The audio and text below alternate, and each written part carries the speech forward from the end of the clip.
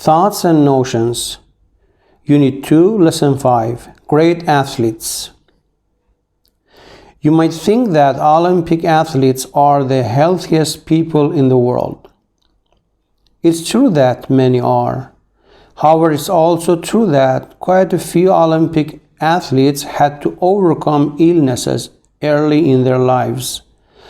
One excellent example is Wilma Rudolph. She competed in track and field events in the 1960 Olympics. She didn't win just one gold medal. She won 3. At the time, people called her the fastest woman in the world. As a young child, Wilma Rudolph could not participate in sports. She had a series of serious illnesses, and then at the age of 4, she got polio. She lost the use of her left leg, and the doctor said she would never walk again. The people in Rudolph's family did everything they could to help her walk again. Wilma and her mother frequently traveled 100 miles to get treatments for her leg.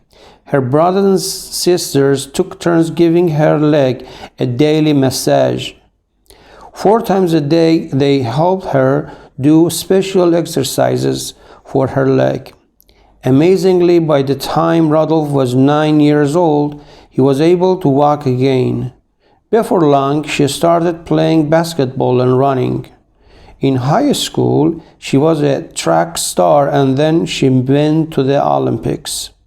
Wilma Rudolph retired from her career as a runner when she was 22 years old.